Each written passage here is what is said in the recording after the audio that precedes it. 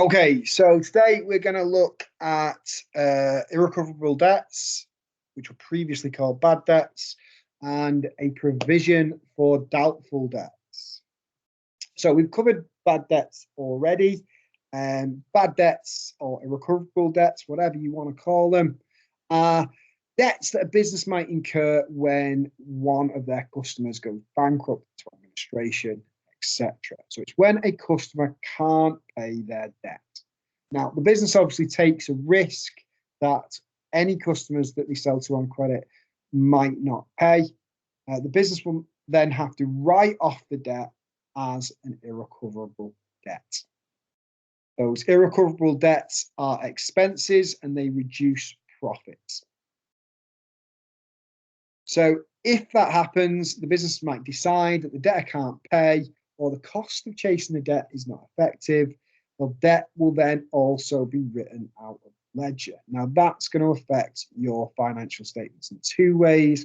You've obviously got the reduction to profit from the expense, but your debtors are also going to be reduced, which will affect your statement of financial position. So how do we prevent bad debts from happening? Well, the best way is to not sell on credit, to only do cash sales or cash on delivery. However, if you must sell on credit, then you can get references from other people in the trade that they may have sold to the customer. You can get credit references from credit agencies and banks. Another good way of reducing irrecoverable debts is to set people a credit limit. If you tell them they can only spend up to a certain amount before they have to pay, they are actually more likely to pay you, because if you set that limit quite low, then they'll have to pay before they get any more goods. So for example, somebody might want to buy £500 worth of goods every month. You set them a credit limit of 300, then you know you're going to get that 300 back before they spend the extra £200. Finally, a good way to stop irrecoverable debts is early settlement dates. So telling people they've got to pay you quickly will psychologically make them pay you quicker. As an example, if you borrow £10 off your mum and she says to you, I want that back by the end of the week, then she might get her money back. However, if she gives you £10 and says, pay me back whenever, mum is never seeing that tenner again, is she? So the earlier you ask for payment, the more chance you've got of getting your money back.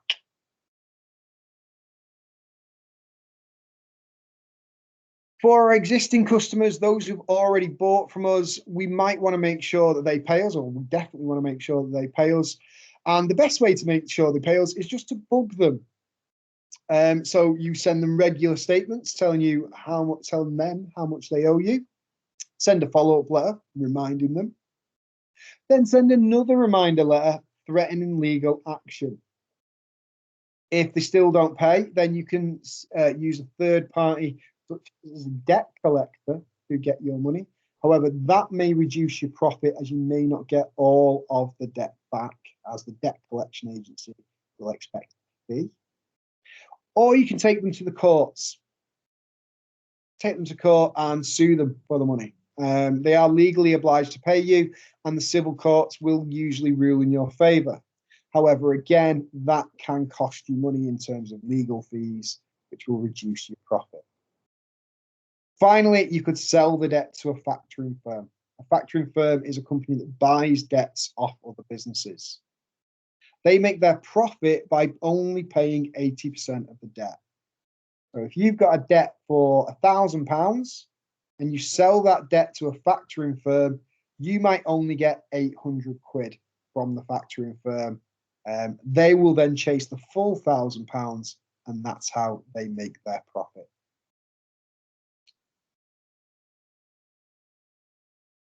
Now, onto the interesting stuff, onto the accounting stuff. So a business with total trade receivables receives notification that one of its customers has gone bankrupt. John Green owes £6,000 and total trade receivables were previously £45,000. Now we've got some entries to make. So what we're going to do is, first of all, John Green owes us £6,000. So we'll put his brought down in. Then we're going to write that debt off because John can't pay. So we will take it out of John's account and put it to the irrecoverable debts account. At the end of the year, the total of the irrecoverable debts will be transferred to the profit and loss. Now, one thing we must remember is that as well as updating the personal account of the debtor, we must also update the control account. So our total debtors were 45. We're going to reduce that by £6,000 because we reduced John. All right. So don't forget, anything that goes in an individual account must also go into the control account. We've now got a balance of 39,000 in our control account. So how does that affect the financial statements? Well, we've got a expense of £6,000 for the irrecoverable debt, and the statement of financial position shows our trade receivables now at 39,000. Some debtors may pay you part of the debt, but not all of it. So they might not be able to afford all of the debt. In that case, we write off part of the debt as an irrecoverable debt and receive the money for the other part. So in this example, John Davy owes £5,000. He can only afford to pay 40 pence in the pound, so 40% of his debt. The remainder will be written off. So 40 pence in the pound means £3,000 of his £5,000 debt will be written off as an irrecoverable debt. So in the journal, we would debit the irrecoverable debt, credit John Davy, we'd transfer that to the ledger as well. And in the bank, we'd put £2,000, which is the amount he can pay, and credit John Davy with the other 2,000. And that totals £5,000. So his debt is clear. Now, as well as bad debts, we also have something called a provision for irrecoverable or doubtful debts. Now, it may be called provision for irrecoverable debts. It may be called a provision for doubtful debts. I'm going to call it doubtful debts for the remainder of this PowerPoint. That's simply because on your past papers, it's mostly called doubtful debts. However, going forward, it may well be called irrecoverable debts. So you've got to look out for it. Now, in accounting, we have something called the concept of prudence.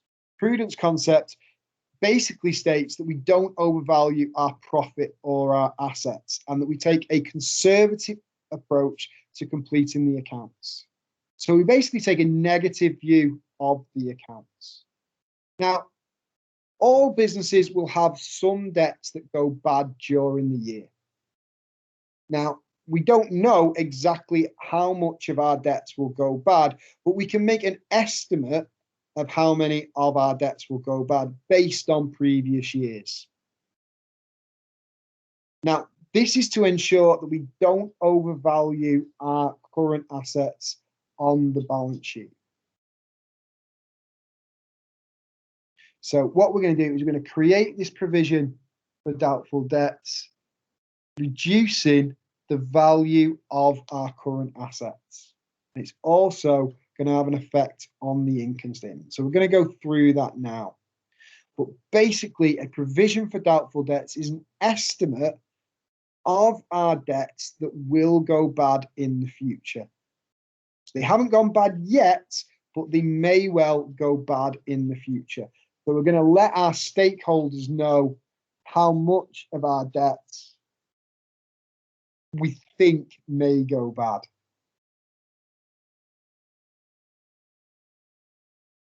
Okay. So in applying the prudence concept for the provision of doubtful debts, we can ensure that the profit is not overstated and that debtors will be shown at a true and fair value in the balance sheet.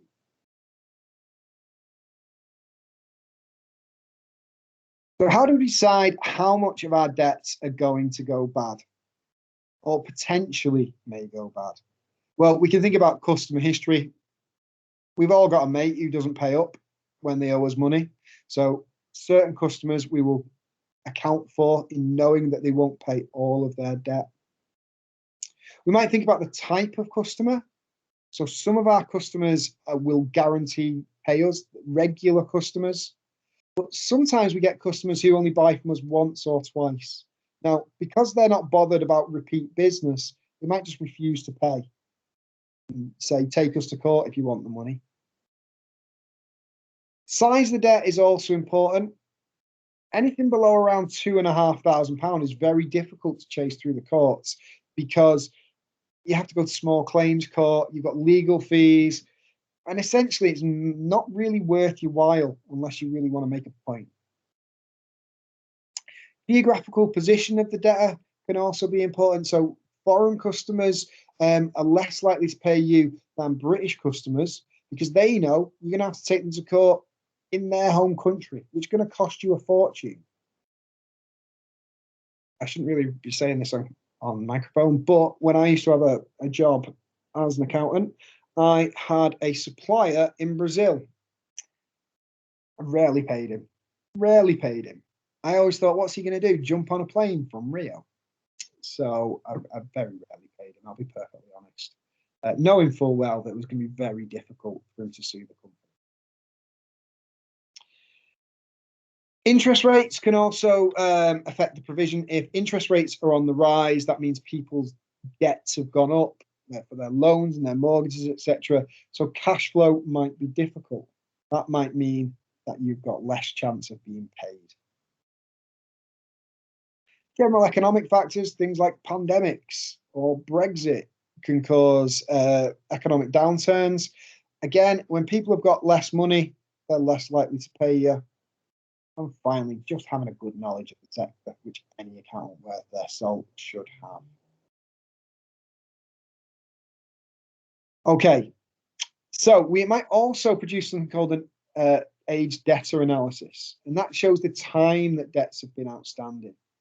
Now, we can take a practical approach by taking a fixed percentage of our debtors, and we'll do the percentage based on how old debts are. The longer a debt is outstanding, the less likely a company is to pay you. So again, on to the fun accounting bits.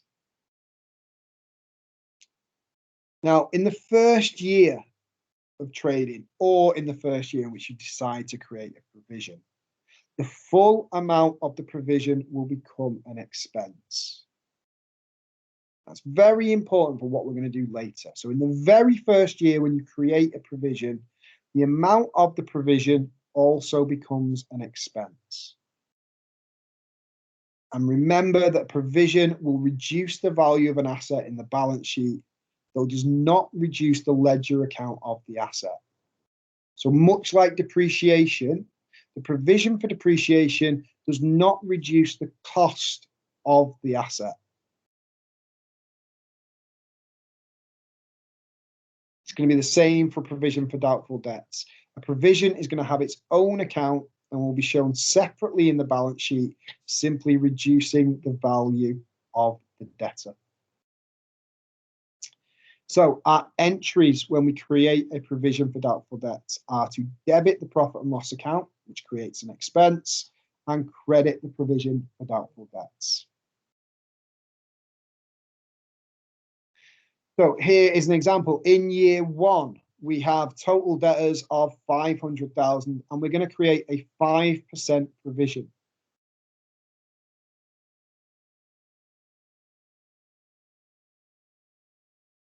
So £25,000 is 5% of 500,000. So we debit the profit and loss to create the expense, we credit the provision, and then we simply balance off the provision at the end. And the provision is carried down and brought down because it appears on the balance sheet. All right, so we're going to take that 25 grand through to next year. So we've created an expense and we've created a provision. How does that look on the financial statements? Well, the provision becomes an expense, which we call an increase to the provision for doubtful debts of £25,000. And then on the statement of financial position or balance sheet, we've got our debtors shown at the full amount of 500,000, and then we will deduct the provision from that to show 475,000 as what we call our net debtors. Now, we're not going to label that, but that's what it means. It means the total amount of debt that we can expect to receive. All right. So although our debtors are 500,000, we're going to take that provision off of 25,000 to show our net debtors of 475. So that is the first year of trading. So the full amount of the provision becomes an expense, and the full amount of the provision reduces the debtor in the balance sheet.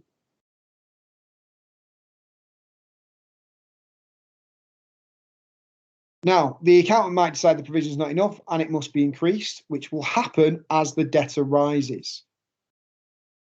Now, again, we're going to do the same entries. We're going to debit the profit and loss, and we're going to credit the provision, but this time only with the amount of the increase. So our debtors have increased to 800,000, and we're going to maintain the provision at 5%.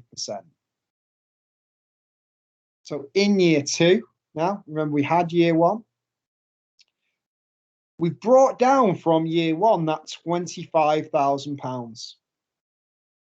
Right? So when we create this increase to the provision, we're only going to add £15,000 because 5% of 800,000 is 40,000. So only adding the extra amount required to find the new provision. So our provision started at 25 and we want it to end at 40. So the amount of the expense, the increase to the provision, is 15,000. All right. So we just maintain that 5% at 40,000, and we increase the provision by the extra £15,000. But on the income statement, only the increase of £15,000, the amount we added to the provision, is an expense.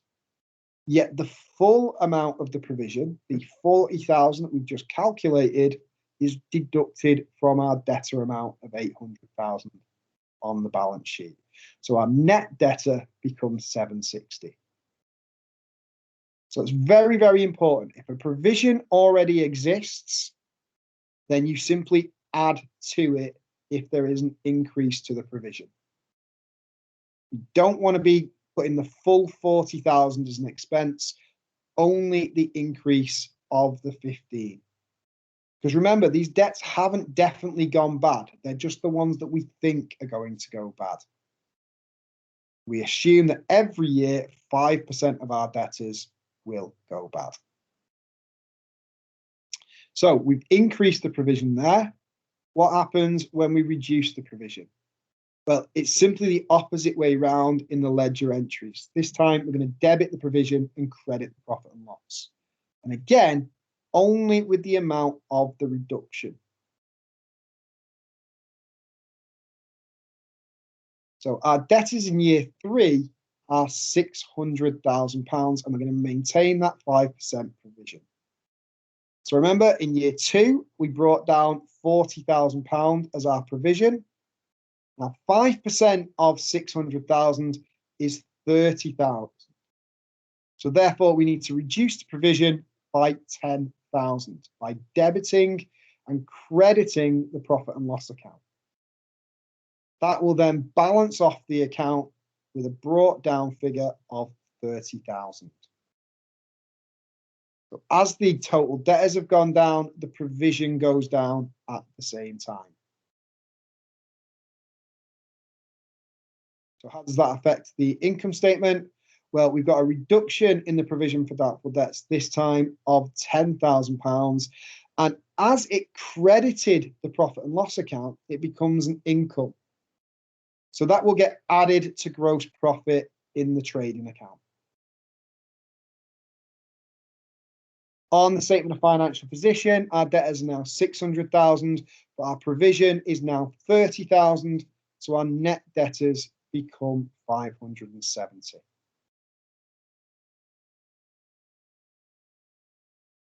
And that's it. So very, very important just to go through. In year one, the full amount of the provision is added to the income statement. The full amount of the provision then reduces the current asset of trade receivables on the balance sheet. In future years where there is an increase, only the amount of the increase to the provision is added as an expense on the income statement, whereas the full amount of the provision reduces the receivables on the current assets. Where there is a reduction to the provision, then the entries are different in that you debit the provision, credit the profit and loss.